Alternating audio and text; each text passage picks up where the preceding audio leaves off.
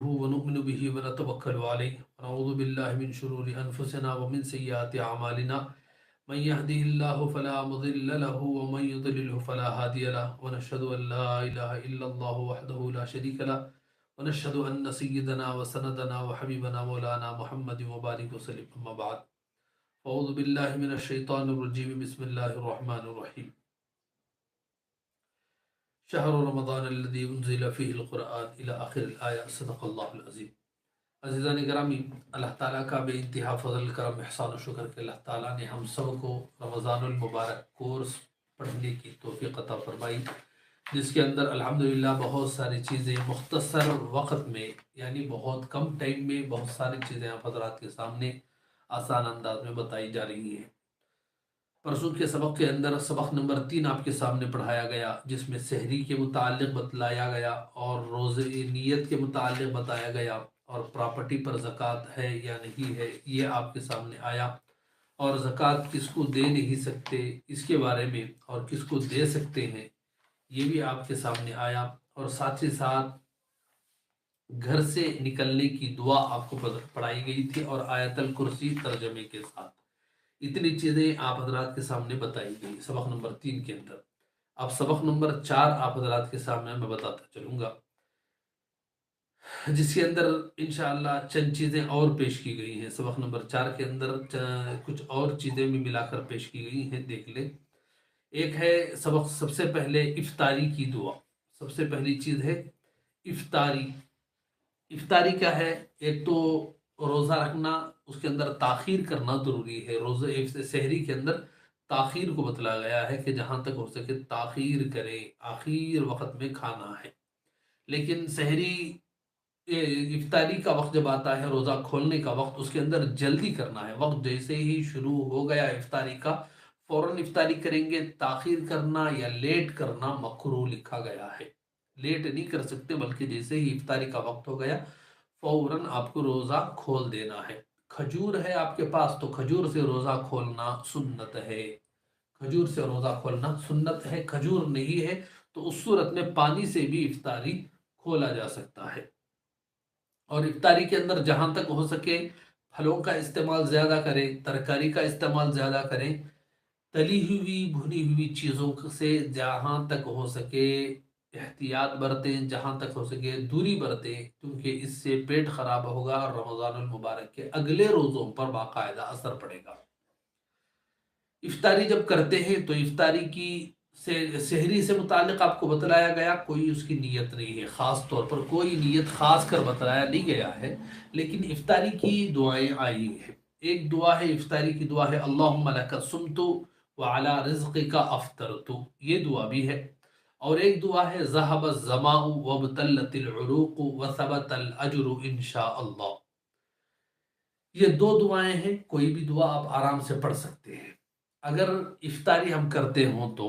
اگر افطاری کوئی اور کرا رہا ہے تو اس کو دعا دینے کے لیے علیحدہ دعا ہے۔ دعا ہے افطر عندکم الصائمون واکل طعامکم الابرار ونزلت علیکم الملائکہ۔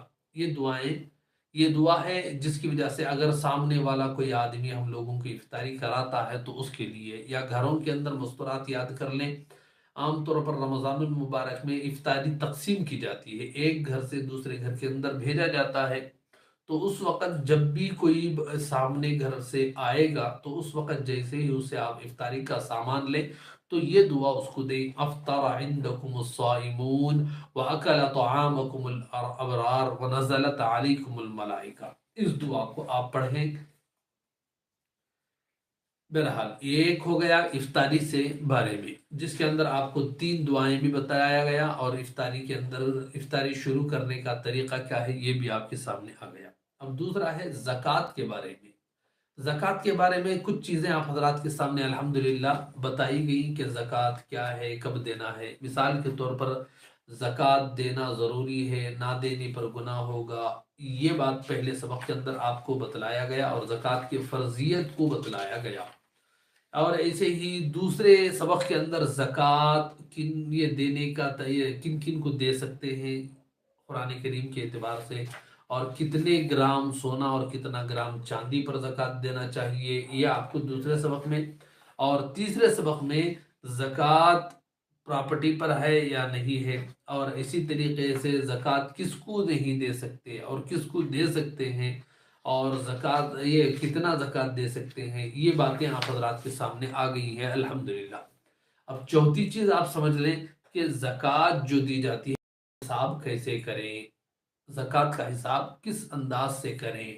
تو زکوٰۃ کا حساب دو طریقے سے ہوتا ہے، زکوٰۃ کا حساب دو انداز سے آپ کر سکتے ہیں گھروں میں۔ ایک ہوتا ہے زکوٰۃ کن کن چیزوں میں ہے، اس کو پہلے نوٹ کر لیں کہ ہماری جتنی بھی چیزیں ہیں ان میں زکوٰۃ کس کس کے اوپر آ سکتی ہے، اسے آپ پہلی چیز کو نوٹ کر لیں۔ اور دوسری چیز ہے ہم کو کسے کسے پیسے دینا ہے، یہ بھی نکالنا ہے، چونکہ ہمارے اوپر زکوٰۃ آ رہا ہے وہ کاؤنٹ کر لیں، پہلے حساب لگا لیں، پھر ہماری جانب سے کس کس سے پیسہ جانا ہے وہ بھی طے کر لیں۔ دونوں چیزیں رکھ کر اس کے بعد حساب لگایا جائے گا۔ اب زکوٰۃ کس کس چیز پر آتی ہے؟ سب سے پہلی چیز ایک ہے سونا چاندی، کسی بھی شکل میں ہو، کسی بھی شکل میں ہو، چاہے چین ہو یا سکہ آپ کے پاس موجود ہو، بسکٹ آپ کے پاس موجود ہے یا انگوٹھیاں ہیں یا کوئی بھی چیز ہے، تو سونا چاندی کی کوئی بھی چیز ہے تو وہ چیز کو کیا کریں گے، حساب لگا لیں۔ گھر کے اندر یا بینک اکاؤنٹ کے اندر یا جیب کے اندر آپ کے پاس پیسے موجود ہیں تو ان پیسوں کے اوپر بھی زکوٰۃ آئے گی۔ آپ کے پاس دوسرے ملک کی کرنسی ہے، کچھ پیسے آپ کے پاس دوسرے گاؤں کی، سعودی کی یا کسی بھی یا امریکہ کی کہیں کے بھی کچھ پیسے آپ کے پاس ہیں، اٹھا کر آپ نے رکھا ہوا ہے کسی بھی نیت سے، تو اس کے اوپر بھی زکوٰۃ آ جائے گی۔ اسی طریقے سے کوئی پلاٹ آپ نے خرید لیا ہے کسی اور کو سیل کرنے کے لیے، اس کے اوپر بھی زکوٰۃ آ جائے گی۔ اور اسی طریقے سے کچھ شیئرز خریدے ہوئے ہیں آپ نے تو شیئرز کے اوپر بھی زکوٰۃ آئے گی۔ اب شیئرز خرید کرنا ہے، صحیح ہے نہیں صحیح ہے یہ علیحدہ مسئلہ ہے، لیکن شیئر خریدے ہوئے ہیں تو اس پر بھی زکوٰۃ آپ کو آ جائے گی۔ اور ایسے ہی انشورنس اگر کسی نے کرایا ہوا ہے تو انشورنس کے پیسوں پر بھی زکوٰۃ آ جائے گی۔ انشورنس کو نکالیں، ختم کریں، حرام ہے انشورنس کروانا، تو ختم کروا کر کیا کریں، انشورنس کو زکوٰۃ ادا کرنا ضروری ہے، اس کے پیسوں میں بھی اسے بھی کریں۔ اور ایسے ہی دکانوں کے اندر جو مال آپ بیچنے کی نیت سے اٹھا کر خرید کر پہلے اسٹاک رکھے ہوئے ہیں اس کے اوپر بھی زکوٰۃ آ سکتی ہے۔ اور ایسے ہی اللہ بھلا کرے خرید یہ گھر زمین وغیرہ کوئی چیز آپ بیچنے کی نیت سے خرید لیے ہیں، یا گاڑیاں ہیں جو بیچنے کی نیت سے آپ خریدے ہیں، آپ اسی کا کام کرتے ہیں ڈیلنگ وغیرہ، تو جو بھی چیز ہے لین دین کی، بیچنے کی، سیلنگ کی جو چیزیں ہیں ان چیزوں کے اوپر بھی زکوٰۃ آ جاتی ہے۔ تو یہ تمام کا آپ اماؤنٹ کا حساب لگا لیں کہ یہ کتنے کتنوں کے ہمارے پاس موجود ہے، ایک لسٹ کے اندر آپ لکھ لیں، لکھ کر آسانی کے ساتھ اس پر کیا کریں، اے لکھ لیں، یہ نمبر اے یہ کی لسٹ ہے، یہ BCD کا جو یہ آتا ہے وہ لکھ لیں کہ یہ اے لسٹ ہے جس کے اندر ہمارے اوپر آنے والی زکوٰۃ ہے، یہ آپ لکھ کر رکھ لیں، اور اس کا اماؤنٹ پورا کیا ہے دیکھ لیں کہ کتنا اماؤنٹ بنتا ہے پورا، یہ ہو گیا۔ اب دوسرا کام کیا کرنا ہے، ہمارے ایسے کس کس کو پیسہ جانا ہے، اب یہ بھی دیکھنا ضروری ہے، یہ بھی دیکھنا ضروری ہے۔ مثال کے طور پر ہم نے کسی سے قرض لے لیا ہے تو وہ قرض کتنا ہے لکھ لیں۔ دکانوں کا آپ کے پاس قرض ہے، گئے تھے کبھی گھر کے اندر کا سامان دکان سے قرض لے لیے تھے اس کو بھی لکھ لیں، کوئی چیز ادھر ادھر قرض آپ نے کر دیا ہے اس قرضے کی قرضوں کو بھی لکھ لیں۔ بیوی کا حق مہر آپ نے ادا نہیں کیا ہے مرد حضرات اگر کسی نے تو وہ بھی لکھ لیں کہ حق مہر ادا کرنا ضروری ہے، واجب ہے، لیکن ابھی تک نہیں کیا ہے، آپ اس کو بھی لکھ لیں۔ اسی طریقے سے ملازمین آپ کے یہاں پر نوکر وغیرہ کام کرتے ہیں دکانوں مکانوں کے اندر کہیں پر، تو ان نوکروں کی سیلری آپ نے نہیں دی ہے تو وہ سیلری بھی اس کے اندر جما لیں کتنی ہو سکتی ہے۔ اور ایسے ہی گھر کے اندر بھاڑے کے گھر میں رہتے ہیں تو بھاڑا بھی آپ کتنا دینا ہے اس منتھ کے اندر، اس مہینے کے اندر، وہ بھاڑا بھی آپ اس کے اندر جمع کریں، بجلی کا بل ہے وہ بھی جمع کریں، تو پورا آپ کے پیسے دوسروں کو کہاں کہاں جا سکتے ہیں اس مہینے میں اور قرض وغیرہ سے वो पूरी आप लिस्ट बनाकर उसकी काउंटिंग कर लें और इसके ऊपर बी लिखें एग्जाम्पल। तो दोनों आप लिख लिए, पूरा आपका माल जिस पर ज़कात आएगा और वो माल जो आपको पैसा आपका जाता है, तो ये जो बी काउंटिंग है उसको उठाकर क्या करें, ये से ये निकाल दें एग्जाम्पल। तकरीबन 1 लाख आपके पास माल मौजूद है, 1 लाख का एक एग्जाम्पल मैं आपको बता रहा हूँ, मिसाल 1 लाख रुपये आपके पूरे बनते हैं, सोना चांदी या दूसरे बेचने की चीजें वगैरह पूरा मिलाकर 1 लाख रुपए अगर बनता है, ये ए के अंदर हमने लिख दिया पूरा काउंटिंग कर कर, आखिर में टोटल ए के अंदर 1 लाख आया हुआ था। अब कर्जा वगैरह जो ये मेहर है वगैरह जो कुछ है, जहां पर जाना है या ये काम नौकरों को पैसा जाना है, वो पूरा मिलाकर में एग्जाम्पल निकलता है आपके पास 50,000, 40,000 रख लो, 40,000 निकलते हैं। तो आप क्या करेंगे, पहले 40,000 को जो देना है दूसरों को, आप वो 40,000 को 1 लाख से निकालेंगे, बचे 60,000। अब 60,000 को आप क्या करेंगे, डिवाइड करेंगे 40 के अंदर। 60,000 को 40 के अंदर आप कैलकुलेटर उठा लेंगे तो आसानी से आपको समझ में आ जाएगा। 60,000 आपके पास रहेंगे तो उन 60,000 को 40 के अंदर डिवाइड करेंगे तो बनेंगे 1,500 रुपये, 1,500 रुपये। अब ये 1,500 रुपये आपको ज़कात में देना है। बस ज़कात को काउंट करने का आसान तरीका यही है कि कितना है क्या क्या है पूरा आपको लेकर लिख कर उसकी अमाउंट लिख लें। फिर उसके बाद जाने वाले पैसे को भी आप उठाकर उसके अंदर लिख कर निकाल कर बाकी बचे हुए पैसे को 40 पर डिवाइड कर कर उस 40वां हिस्सा 40% में से 1% आपको क्या करना है, उठाकर दे देना है अल्लाह के रास्ते में। बस इतना ही है ज़कात के बारे में और कुछ नहीं है। बस इतना ही है ज़कात कैसे निकालना है, एक हो गया। अगर आपने पहले साल की ज़कात नहीं निकाली है इससे पहले कभी, तो वो ज़कात अदा करना भी ज़रूरी है। इससे पहले आपने कभी गलती से नहीं निकाला था तो वो अदा करना भी ज़रूरी है। अब बाज़ लोग ये समझ जाते हैं आमतौर पर कि रजब ज़कात का महीना है या शाबान को या रमज़ान को ज़कात का महीना समझते हैं। ऐसा नहीं है, बल्कि ज़कात किस वक़्त वाजिब होती है, जिस वक़्त आपने सोने को ख़रीदा है उस वक़्त से साल लगाया जाएगा चाँद के महीने में। सूरज ये अंग्रेज़ी नहीं बल्कि चाँद के महीने के एतबार से क्या करेंगे, अंदाज़ा लगाकर साल को मुस्तकिल आपको देना पड़ेगा।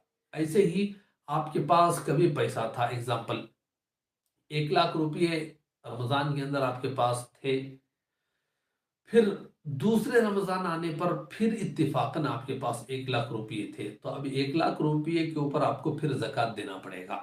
1 लाख के ऊपर आपको जक़ात देना पड़ेगा। अब ये नहीं कह सकते आप क्योंकि एक शर्त मैं आपको शुरू में ही बता दिया कि साल गुजरना जरूरी है। एक शुरू के अंदर पहले सबक में बताया था। तो साल गुजरने का मतलब ये है कि जिस वक्त हमारे पास पैसे मौजूद थे, इतने पैसे जिससे ज़कात हो सकती है, तो उतने पैसे जब थे, उसके बाद अरबी के एतबार से एक साल के बाद, एक साल ठीक जब होगा उस वक्त हमारे पास उतने या उससे ज़्यादा पैसे होंगे, तो उस सूरत में क्या हो जाएगा, हमारे ऊपर ज़कात आ जाएगी। उस ज़कात को अदा करना ज़रूरी होगा। बीच में पैसे चाहे बढ़ते रहें या गिरते रहें, कभी बीच के अंदर आपके पास 5 लाख हो गए, लेकिन अब 5 लाख की ज़कात नहीं देना है क्योंकि शुरू में 1 था, तो आखिर में 1 आएगा तो 1 की ज़कात, आखिर में 2 आएंगे तो 2 में 2 की ज़कात होगी, 2 लाख की ज़कात। इसलिए कि 1 लाख तो पहले से थे तो 1 लाख की ज़कात होगी, लेकिन और बढ़ता बढ़ता गया, जैसे ही बढ़ता बढ़ता जाएगा तो उस एतबार से, साल के एतबार से क्या करेंगे, ज़कात अदा करना पड़ेगा। ख़वातीन के ज़ेवरात होते हैं तो ज़ेवरात के ऊपर भी ज़कात ज़रूरी है। इस्तेमाल की गाड़ियाँ, जो गाड़ियाँ हमारे खुद के पर्सनल यूज़ के लिए हैं उस पर ज़कात नहीं। पर्सनल यूज़ के लिए जो घर बंधा गया है या बनने वाले हैं, जो जगह हमारे पास है, उस पर भी ज़कात नहीं है। अपने पर्सनल यूज़ के लिए जो प्लाट खरीदा जाए उस पर ज़कात नहीं है। ज़कात आती है सेल करने के वक़्त, बेचने की जब नीयत होगी उस वक़्त ज़कात आ जाती है। इस बात का ख़ास ख्याल रखें। बहरहाल آخر کے 3 چیزیں ابھی بھی باقی ہیں، وہ بتا دیتا ہوں۔ ایک ہے دعا، وضو شروع کرنے کی دعا۔ وضو جب بھی ہم شروع کرتے ہیں تو اس وقت دعا پڑھنا ہے، بسم اللہ، اللہ کے نام سے وضو شروع کرتا ہوں۔ پھر اس کے بعد دعا پڑھنا ہے، اللہم اغفر لی ذنبی ووسع لی فی داری وبارک لی فی رزقی۔ یہ دعا آپ کو کیا کرنا ہے، وضو کے درمیان میں پڑھنا ہے، اللہم اغفر لی ذنبی ووسع لی فی داری وبارک لی فی رزقی۔ یہ دعا آپ کو درمیان میں پڑھنا ہے۔ اور وضو کے آخر میں، وضو جیسے ہی ختم ہوگا تو اس وقت یہ آسمان کی طرف انگلی اٹھائیں گے اور انگلی اٹھا کر دعا کریں گے، اشہد ان لا الہ الا اللہ واشہد ان لا الہ الا اللہ وحدہ لا شریک لہ واشہد ان محمدا عبدہ ورسولہ اللہم اجعلنی من التوابین واجعلنی من المتطہرین۔ یہ دعا آپ کو کیا کرنا ہے، وضو کے بعد پڑھنا ہے۔ تو وضو کے بارے میں 3 دعائیں، ایک شروع میں بسم اللہ، پھر درمیان میں اللہم اغفر لی ذنبی ووسع لی فی داری وبارک لی فی رزقی، پھر آخر میں وضو ہونے کے بعد بچا ہوا اگر پانی ہے تو پانی کو پی لیں، پی کر کیا کریں، آسمان کی طرف انگلی اٹھا کر دعا پڑھیں، اشہد ان لا الہ الا اللہ وحدہ لا شریک لہ واشہد ان محمدا عبدہ ورسولہ اللہم اجعلنی من التوابین واجعلنی من المتطہرین واجعلنی من المتطہرین۔ یہ دعا آپ کو پڑھنا ہے۔ بہرحال آیت الکرسی کل آپ کے سامنے، پرسوں آپ کے سامنے ترجمے کے ساتھ بتائی گئی تھی۔ ابھی ایک چھوٹی صورت آپ کے سامنے میں پڑھتا ہوں، آپ اس کو دیکھ لیں اور یاد کرنے کی کوشش کریں۔ سورہ فیل ہے، بسم اللہ الرحمن الرحیم، الم تر کیف فعل ربک باصحاب الفیل الم یجعل کیدہم فی تضلیل وارسل علیہم طیرا ابابیل ترمیہم بحجارت من سجیل فجعلہم کعصف مأکول۔ صدق اللہ العظیم۔ بسم اللہ الرحمن الرحیم، شروع اللہ کے نام سے جو بہت بڑا مہربان اور نہایت رحم کرنے والا ہے۔ اب سورہ ہے الم تر کیف فعل ربک باصحاب الفیل، کیا تم نے نہیں دیکھا تمہارے پروردگار نے ہاتھی والوں کے ساتھ کیسا معاملہ کیا؟ کیا تم نے نہیں دیکھا تمہارے رب نے ہاتھی والوں کے ساتھ کیسے معاملہ کیا؟ الم یجعل کیدہم فی تضلیل، کیا اس نے ان لوگوں کی ساری چالیں بیکار نہیں کر دی؟ وَأَرْسَلَ عَلَيْهِمْ طَيْرًا أَبَابِيلَ، اور ان پر پرندوں کی جماعت بھیج دیے تھے جو ان پر ترمیہم بحجارت من سجیل، جو ان پر پکی مٹی کے پتھر پھینک رہے تھے، فجعلہم کعصف مأکول، چنانچہ انہیں ایسا کر ڈالا جیسے کھایا ہوا بھوسا ہو۔ یہ قرآن کریم سورہ کا ترجمہ ہے، اس ترجمے کو یاد کرنے کی کوشش کریں، انشاءاللہ مطلب تو آئندہ سمجھیں گے لیکن ترجمہ یاد کرنے کی ممکن حد تک کوشش کریں۔ آج انشاءاللہ میں آپ کے سامنے نمازوں کی تعداد بتاتا جاؤں گا۔ سب سے پہلے آپ حضرات کے سامنے بتایا گیا کہ اسلام غسل کے فرائض، پھر وضو کے فرائض اور وضو کن سے ٹوٹتا ہے، یہ آپ حضرات کے سامنے بتایا گیا ہے۔ اب وضو اور غسل کے فرائض وغیرہ جاننے کے بعد سنتیں پھر انشاءاللہ ہم جانیں گے، لیکن پہلے ان چیزوں کو یاد کریں، تب تک نمازوں کے رکعتیں کتنے ہیں وہ آپ کے سامنے بتاتا چلوں۔ فجر کی 4 رکعت نماز ہے، 2 رکعت سنت مؤکدہ ہے، اخیر وقت بھی تک بھی اس کو ادا کرنا ضروری ہے، اور دوسرا ہے 2 رکعت فرض۔ اسی طریقے سے ظہر کی 12 رکعتیں ہیں، 4 سنت ہیں مؤکدہ ہیں، ادا کرنا ضروری ہے، 4 فرض ہیں، 2 سنت مؤکدہ یعنی ادا کرنا ضروری ہے، اور 2 رکعت نفل ہے۔ اور عصر کی 8 رکعتیں ہیں، 4 سنتیں غیر مؤکدہ، ادا کریں ثواب زیادہ ہے، نہیں ادا کریں کوئی کبھی چھوٹ جائے تو کوئی مسئلہ نہیں، اور 4 فرض ہیں۔ اور ایسے ہی مغرب کی 7 رکعتیں ہیں، 3 رکعت فرض ہیں سب سے پہلے، 2 رکعت سنت مؤکدہ یعنی ادا کرنا ضروری ہے، اور 2 رکعت نفل نماز ہے۔ اور اسی طریقے سے عشاء کی 17 رکعت ہیں آسانی کے ساتھ، کسی کو ہو سکے 17 بھی پڑھنا چاہے پڑھ لے، یا اس سے کم بھی پڑھ سکتا ہے۔ یعنی عشاء کی پہلے کی 4 رکعت سنت غیر مؤکدہ پڑھنا ہے، پڑھ لیا تو ثواب زیادہ ہے، نہیں پڑھا کوئی حرج نہیں، کبھی کبھار چھوٹ جائے کوئی حرج نہیں۔ 4 فرض رکعت ہیں، 8 ہو گئے۔ 2 رکعت سنت مؤکدہ ہے جس کا پڑھنا ضروری ہے، اور ایسے ہی 2 رکعت غیر مؤکدہ ہے سنتیں، پڑھیں تو اچھا، نہیں پڑھیں کوئی مسئلہ نہیں۔ پھر اس کے بعد